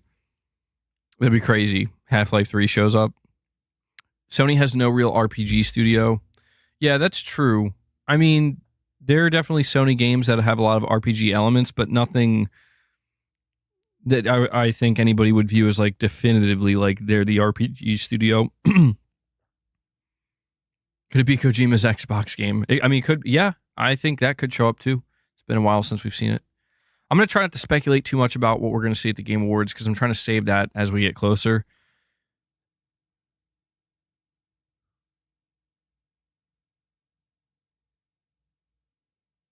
Oh my God, Leia's being so weird, dude.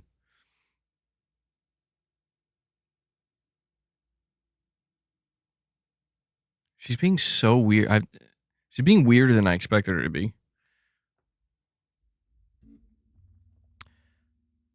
So you're guessing the PlayStation Showcase thing is on the 3rd? I don't think there is a showcase. No.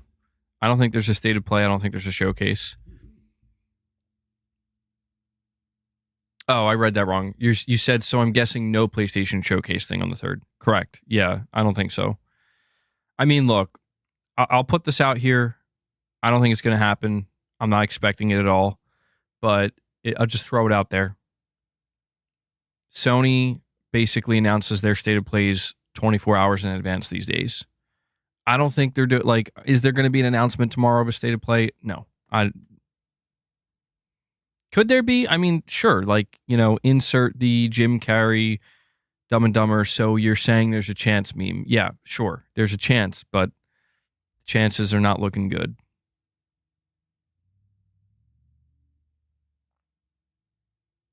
Bro, Luna looks like she's gonna attack the shit out of Leia at any moment now. All right.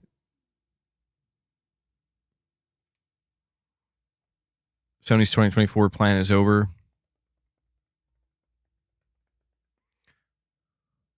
I mean, Sony's 30th anniversary is in 2 days, and I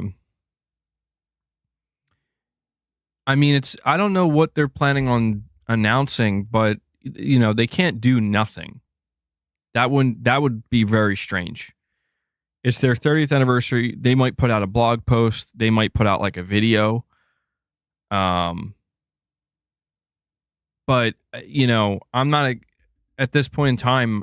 I firmly believe that any announcements Sony is planning on making for the remainder of the year are being reserved for the Game Awards.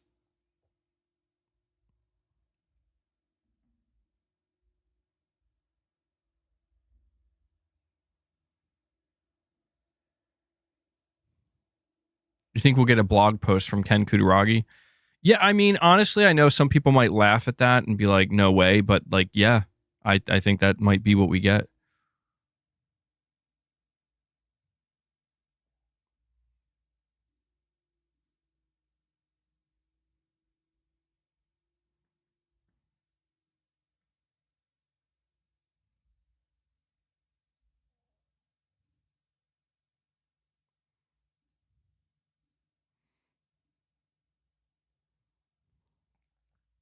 No, don't go there, Russell. Don't go there, bro. Sony's going to announce they're exiting the gaming market. Thanks, guys. It's been a good 30 years. Yep, that's the big 30th anniversary announcement. Shuhei was the last of an era. Yeah, Shuhei Yoshida, he's departing Sony. I mean, it really feels like, honestly, at this point, bro, everybody at PlayStation now, like, it is really like a whole different generation of people running the PlayStation brand, which doesn't have to be a bad thing. You know, I think a lot of people are automatically going to see it could be a bad thing. But it's been 30 years, you know. Jim Ryan was there for 30 years. He retired. Connie Booth was there for 30 years. Apparently she got fired. Sean Layden was there for like 30 years. He left in 2019. Now Shuhei Yoshida, he's been here for 31 years. He's leaving. I mean, I'm not sure who else is left that's there from... you're right, James. We still don't know that story about Connie Booth, and I would love to know that story, but I doubt we'll hear anything about it anytime soon. I don't know. I don't know who else. Saying a lot of old people are still there. I guess, yeah, that's the thing I was thinking, Irvin, is like there are people there that I think have been there the whole time still, but we just don't know their names. We don't really know. They're not like forward facing, so we don't really know. But yeah, man, you can definitely tell like the PlayStation brand is getting old enough now to where, you know, it's reached that point where there's new leaders coming in. And listen, Shuhei Yoshida seems like he's leaving on very good terms. Apparently, some of the things he said in that podcast where he was reflecting on his 30 years, he was saying that he believes PlayStation is being left in good hands and they're in a good place. And he feel like he's pretty much accomplished everything that he would need to accomplish in the company. And he specifically said he feels like it's time for like new blood, you know, to kind of make their way in. And that's interesting to me because it definitely, I've been telling you guys that for the past like 2 years, it's saying what else is he going to say? Well, I mean, I guess what I'm trying to say is he didn't have to say those things. Like, you know what I mean? You're right. He's not going to say something bad, but he didn't have to say those things. He could just focus on his own achievements and his own experiences and just leave it at that. So I'm not saying, you know, I'm not taking it as like, see, everything's great, guys. Everything's perfect. I'm just taking it as like a potentially positive sign that, you know, at the very least, he's not leaving on bad terms. Because I feel like if he was going to leave on bad terms, he probably wouldn't have said something like that. He wouldn't have went out of his way to say that, is what I'm trying to convey. But yeah, I don't know, man. I've been feeling like for the past 2 years, it feels like Sony, like the PlayStation brand, has been going through some kind of transitional period. It's still taking place, and I think like with Shuhei now announcing he's going to be departing, it feels even more so going into 2025, like that transformation is nearly complete. Hey, whoa. Knock it off. Why are you so mad at Luna? Bro just attacked Luna. Herman is sinking PlayStation. I do think Herman Holst has... I think he's definitely taken some reputational damage. MEG, he said he's consulting, not a good sign in my opinion. I mean, it could be true that he was asked to leave or something, you know. Dude, hold on. Relax. Hold on. Relax, you whiny baby. I think Jim Ryan put a hole in the ship first.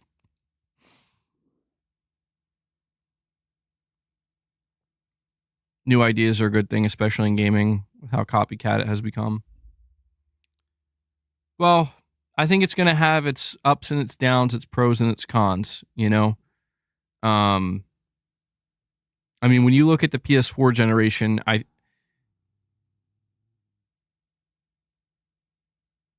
are we going to look back at the PS4 generation and look back and be like, that truly was the peak of PlayStation? Maybe. But I don't know. I still believe that they're like the best in a way is yet to come.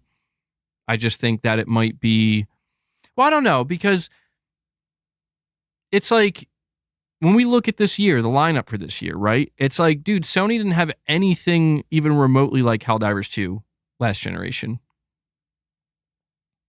They didn't. They didn't have a multiplayer shooter, co-op shooter that was anything, that just didn't exist. And we got that this generation. And it's one of Sony's most successful games ever.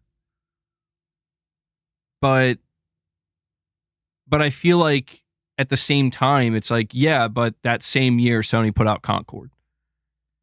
And I feel like that's the difference between the PlayStation 4 generation and the PS5 generation is the PS4 generation had a couple of weak spots with like maybe something like Drive Club, the Order 1886.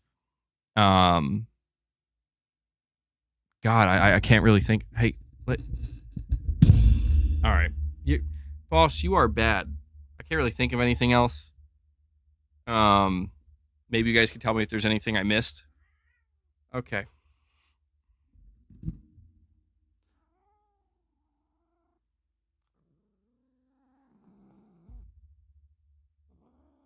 Boss.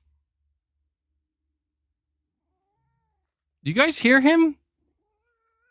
Oh my God. He's boss.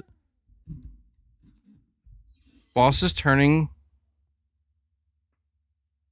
into the biggest baby, dude. He like won't let me put him down.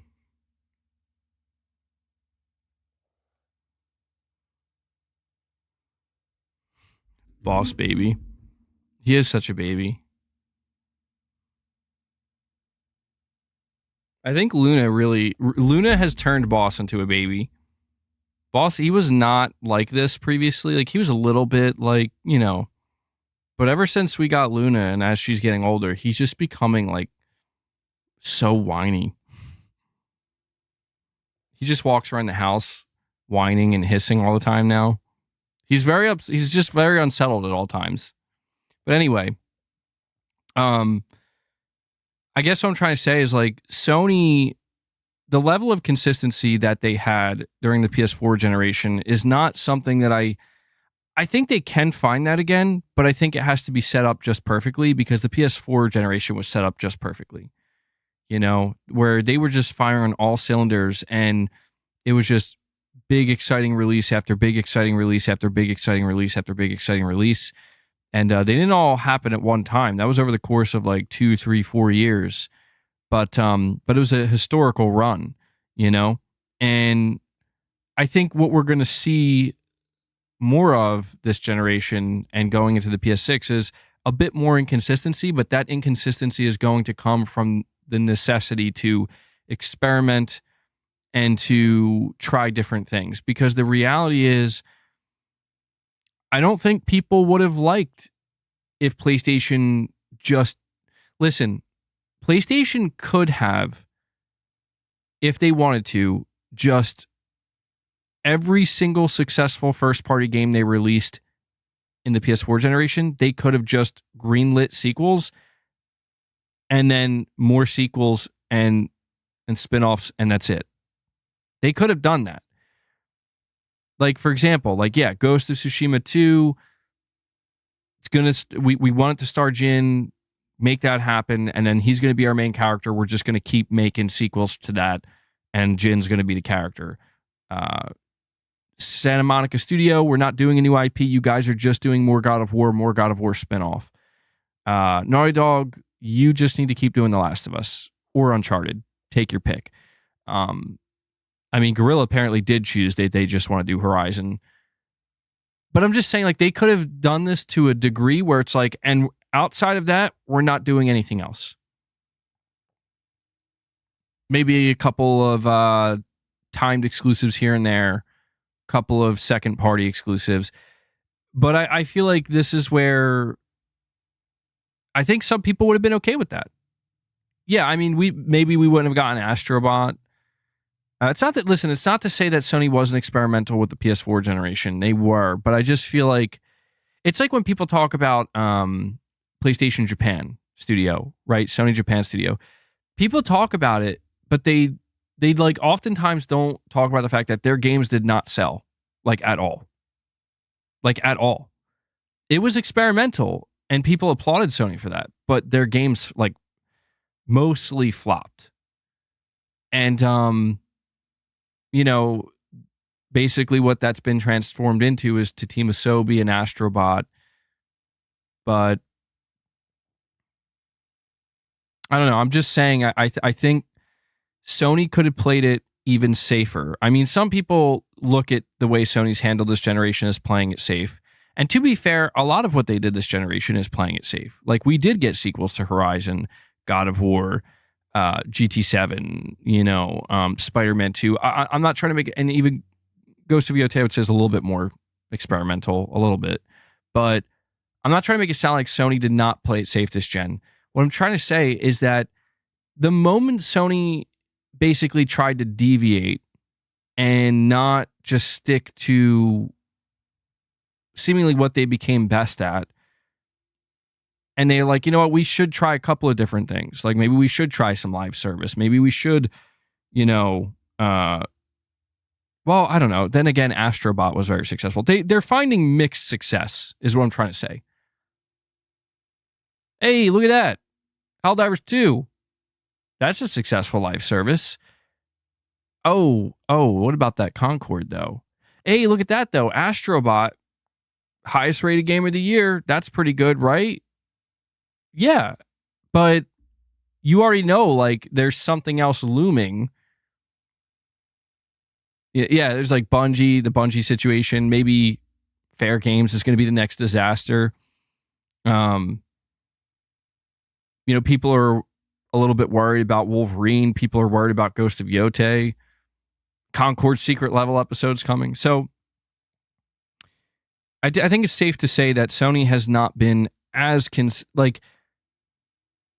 the level of consistency that they found with the PS4 generation. I think one of the reasons for it was the timing. I think the timing of, you look back at 2013, you look back at 2014, and even 2015, and, people will remind you that those years for the PS4 were not the strongest. Like, there was Bloodborne, but they were a little bit shaky, where, like, it wasn't, like, indies were carrying the PS4 in a lot of ways, and Sony studios were not fully ready, and a lot of their games weren't ready. And it really wasn't until, I would say maybe Bloodborne kicked it off in March, but it really wasn't until like 2016 with like Uncharted 4 and whatnot that they really started to, it's like, okay, now we're gaining speed and momentum, and it's just going to reach like terminal velocity, And I think a lot of people kind of forget that. And I think we're seeing kind of the inverse of that this time around, where I think Sony had that terminal velocity like at the beginning of this generation, and they were just going so fast, but each year that went by, it was slowing down a little bit more, and a little bit more. And now we've reached that point where it hasn't come to a complete stop, but it's slowed down dramatically. And I think people are kind of eager to know, like, is Sony going to regain that speed in 2025? And then is that going to continue to kind of ramp up going into 26, 27, and into the next generation? And I think the answer to that question is probably yes, but they need to have a certain level of consistency in order to do that, where it's like Ghost of Yotei has to land. Death Stranding 2 has to land. Wolverine has to land. Marathon, I would say, has to land. Fair Games, I don't know. What else does Sony have up their sleeve? Let's find out. Naughty Dog's next game reveal has to land. Santa Monica Studios' new IP, when that's revealed, it has to land. Yeah, it's not to say that games like Helldivers 2 and Astro, like, I don't like when people make it seem like these games don't count for anything. They definitely do count. They do, but I just think something else that we need to keep in mind is Sony set the expectation themselves. You know, they did. Sony set the expectation themselves during the PS4 generation. Not only did they have an insane historical output of games between 2016 and 2020, this incredible, mind-blowing 4-year run, but in that time, they also had some of their biggest and best showcases and events that we've ever seen. And we've reached a point where like neither of those things are occurring right now. Sony isn't doing off-the-chain, mind-blowing events anymore. They're keeping it more subdued, more consistent, I would say, spread out throughout the year, which is fine. But they're not doing it the same way anymore. And on top of that, again, like, for as good as Astrobot is and for as good as Helldivers 2 is, I don't think people are going to take those games and then compare that to 2016, 2017, 2018, 2019, 2020 for PS4 because they're not comparable. But they are different. And I think there's something to be said for that. And that's really what I'm trying to advocate for, is they are different. It is a change of pace. It's not perfect. You know, as we keep bringing up with Concord, it's not perfect. But I think if Sony can imagine this. I want you to imagine this for a moment. Imagine if Sony timed things perfectly to where not only did we get Astrobot this year and Helldivers 2, right? But Naughty Dog's new game. Or if not Naughty Dog, let's just say Sony Bend's new IP. Or if not Sony Bend, Santa Monica's new IP. That one of these games was actually ready to go. Or Ghost of Yotei was ready to go this year. Wolverine, ready to go. How much differently would people feel about this year if you throw one of those games in? I'm going to tell you, I think people feel a lot differently. I think some people would say they wouldn't feel much differently, but I think they're lying. I think like if that was a real thing, like let's just say Wolverine was going to release this Friday and it looked awesome. And it looks like, holy shit, this is going to be even though it would miss the Game Awards, a potential Game of the Year contender. I think people would be talking about PlayStation differently right now. I don't think it would be 100% different, a complete 180, but maybe a solid 90-degree turn there where I think people would feel differently. And because what that would represent is the promise, right? That it would represent Sony. It's kind of like how people felt about Spider-Man 2 last year, where the negativity surrounding Spider-Man 2 didn't really crop up until a little while after. I don't know if people noticed this. I definitely did. When Spider-Man, building up to its launch, there was minimal negativity. There was a little bit, but minimal. When Spider-Man launched, there was really not much negativity at all. It really wasn't until like about a month later or so that the negativity really started to ramp up. And suddenly more and more people were seemingly getting sour on Spider-Man 2. And some of those reasons we've talked about that I feel like are understandable. But the point is, I think what you have to ask yourself, like, what was up with that? Like, what kind of led people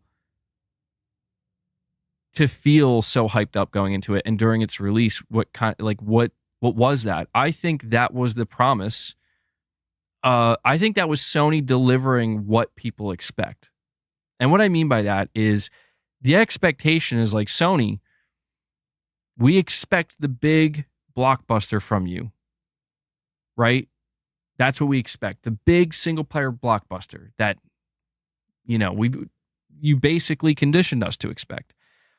And even though I think when it was all said and done, people had more criticisms towards Spider-Man 2 than expected, I think more people are down on Spider-Man 2 than compared to Spider-Man 1. I think if you look at that time, the build up to it, the release of it, it was the expectation, and Sony was delivering.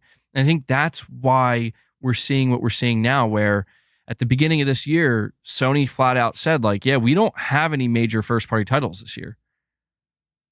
And people were automatically disappointed because again, like Sony's basically saying like, hey, that thing that we've conditioned you to expect like once or twice every year, we don't have that this year. We do have Astrobot. And I think for a lot of people, Astrobot's like, yeah, that's good.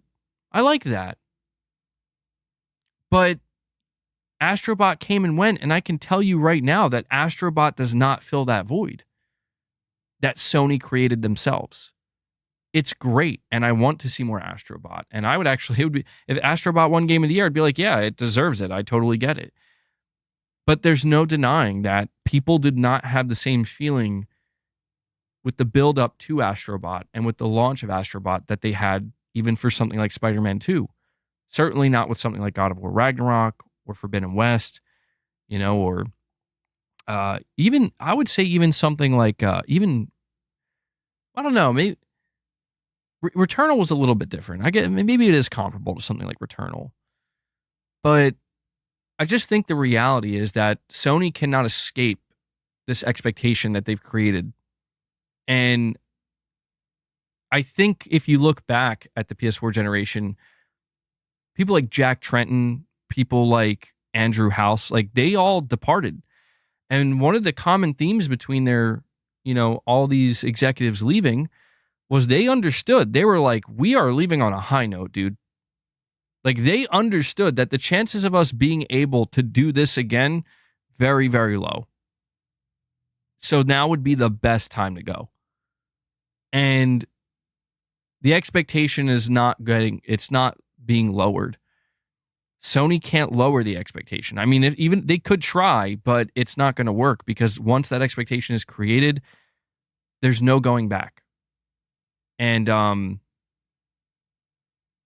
we have seen what happens when a company creates an expectation and fails to live up to it. And when that happens, it's pretty disastrous. And so I think right now Sony just feels a ton of pressure to make sure that they, at the very least, like, look, we screwed up with Concord. We might mess up with Fair Games.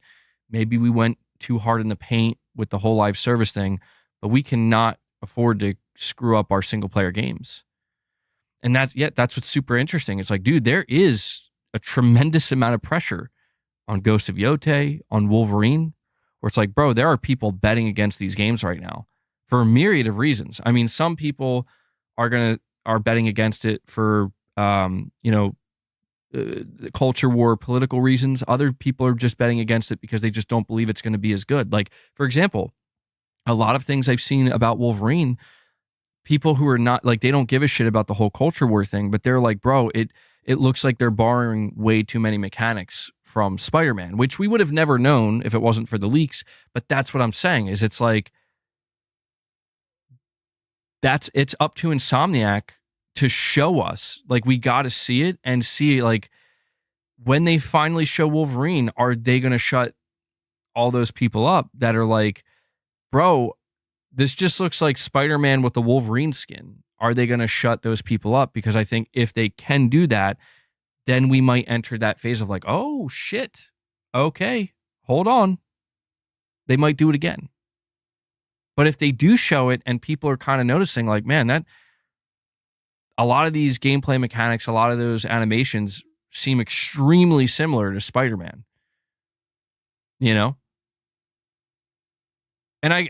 a Wolverine game can't play like Spider-Man. Well, that's what I mean. It's just, it's interesting because, like, I don't know, some people were very much convinced by some of that, like, early leak gameplay that they were just, like, basically, and like, the thing is, it's super early stuff. So, could they have been borrowing animations and stuff? Probably, yeah. And it was very unfinished. It wasn't even pre-alpha. But I'm just saying, I think there's pressure, dude. I think there's pressure. You're saying they don't need to respond to that bullshit. Well, no, it's not a direct response. To be clear, you're right. I don't think that they need to come out and be like, we're going to show you how it's not like Spider-Man. I mean, people were mad at Spider-Man over puddles, so I don't know if I trust people. No, I'm not saying trust the people either, because you're right about that. A lot of people are very stupid. Be very careful. Yeah, a lot of people are very stupid. And those are not the people we want to pay attention to, like people who are complaining about puddles and shit. I'm talking more along the lines of, like, I think there's I think Sony has something to prove. I'll be honest. And I know that there are a lot of PlayStation fans that don't feel that way. Where it's like, no, they don't have to prove it. And I want to make it clear, I'm not saying that from a level of entitlement, like prove it to me, Sony. I took that approach with Microsoft and I saw how that worked out. It didn't work out. Microsoft's going to do shit on their own time. I kept saying, Microsoft, you do this. You do that. I expect you to do this. You should do this. And like literally the opposite was happening. And years went by and I'm just like, oh. So I was just wasting my time here. Yes, you're wasting your time. They're going to do things on their own time. They're going to do what makes sense for the company. You're just some random dude on the internet talking about it, you know? So keep in mind, it's just my personal opinion. But when I say I think they have something to prove, I mean that in the best possible sense of like, they need to close out the generation strong and prove to everybody, like, once again, that like we still got this. Like we still know how to do it. You know what I mean? Like there was a little bit of a shaky period there for some people. Maybe we lost some people's, faith in our ability to do this. But I think that's when I say that they have something to prove, that's really what I'm talking about is like, the generation started off so strong. It slowed down dramatically. And now it seems like they've reached that point where it's like nothing's really ready to go. We're in a bit of a lull period and we do have other stuff. But I think for like the next 3 to 4 years, it's like, all right, lock and load, man. Let's see what you've been cooking. I've been talking to you guys for literally like 3+ years about all these studios that Sony has. That if Sony handled things the way they handled them in the PS4 generation, we would know what Blue Point was working on. We would know what Santa Monica's working on. We would see Naughty Dog's next game. We would be years away from playing these games, but Sony would have showed it to us. They're doing it differently now.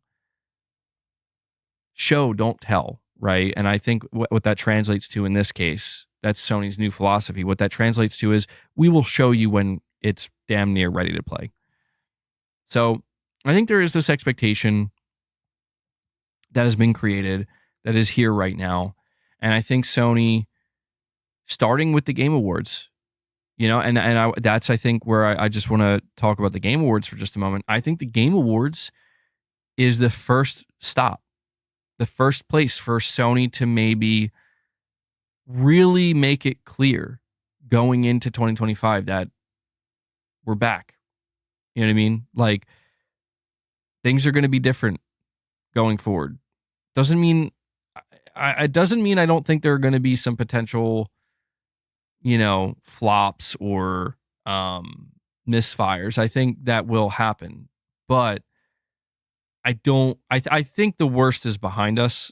And I will point the finger at Concord. I don't think it gets any worse than that. I don't think it can get any worse than that. So I think in that regard, it's only up from here. But yeah, man. To me, it's so fascinating to see that don't jinx it. Yeah, I'm not. We'll see what happens. But it's so fascinating to see that there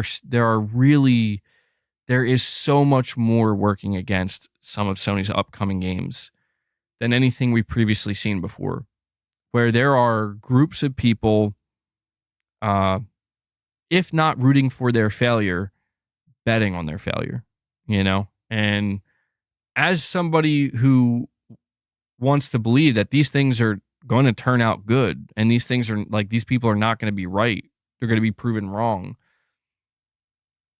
I hope that it turns out that way. I hope it turns out, because I think everybody wins in that way, in that sense, right? Like, if the people who are betting against it are wrong, then they should be happy, because it's like, oh, so it turns out we are getting something that's pretty good. That's not so bad, right? How many times have you expressed this anticipation and then nothing materializes? I'd say 50-50 in 2024. I to be honest, I would say it's literally 50-50, because it's like, oh man, I want that Sony showcase. Yeah, you're not getting that. But here's a state of play with a first party reveal. Okay. Oh yeah, that's cool too. That's nice. It's not exactly what I wanted, but I'll take it.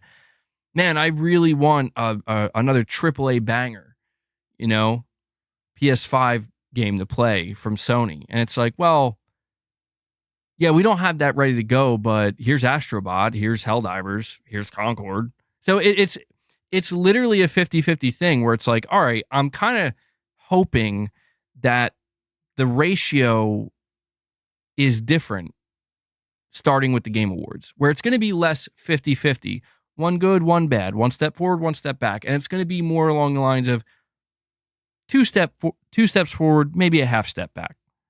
Okay, there we go. I'd like to see more of that. And I think it's honestly fair to say that PlayStation this year, it's very much every other month. It really has seemed like it's like if Sony takes two steps forwards within the next 3 months, they somehow end up taking two steps backwards and they're right back where they were.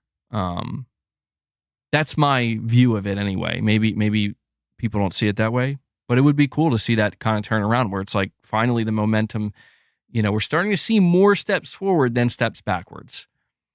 That's what I'm hoping for. Whether or not it will happen, who knows? I mean, I think this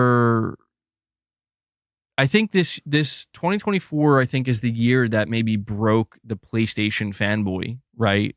And I know people view me as like a fanboy, but I'm talking like the really like rabid fanboys where it's like PlayStation is God and the best and can never, ever be touched, right? Like nothing can ever touch PlayStation. I think this is the year that broke those people because it's like, that's what Concord did. Like Concord like literally showed you in real time that, this company that you thought could do no wrong, that you thought was the best of the best and everything they do will succeed. Yeah, they literally became the laughingstock and produced the worst video game. Possibly, I don't want to say the last 4 years, but like just a failure on a level that has went down in history. Like it's in the history books now, in the gaming history books, right? And I think that's where you would hope that like that was kind of the eye-opening moment for the most rabid, die-hard PlayStation fans that it's like, yeah, PlayStation can do wrong, and they definitely did. I think some people, again, I think they maybe went too extreme with it, where it's like, well, now everything they do sucks. It's like, well, no, but it, too many people existing in these extreme spaces. Where it's like they're either the best of the best and they could do no wrong, or they're garbage and they're trash and everything they produce is just blech. Like it's neither of those things. It hasn't been either of those things all year. It's almost like, the way Sony's been operating these days is like, again, Helldivers and Concord, I think, is just the perfect example of we're going to give you like a 5-star, steak dinner, the entree, steak entree. And then we're going to follow it up with like the worst, most horrific dessert you've ever seen that is going to make you want to vomit. And it's like, damn, we were so close. Like if we could just get to a point where we could get that like 5-star steak entree and then follow up with at the very least, also good dessert, then I think we're on the right path. And we will see. We will see what 2025 brings. But guys, we are about to hit the 2-hour mark, and I think this is going to be a good place to wrap up this stream. Not a whole lot to talk about today, but I ended up going on a bit of a tangent there at the end. So there you go. Perfect timing. It's over. Yeah, it's over, guys. That does it for today's stream. I did put out a video earlier, something a little bit different, kind of just evaluating this year from Sony and evaluating their lineup. So, guys, I do hope you enjoyed the stream.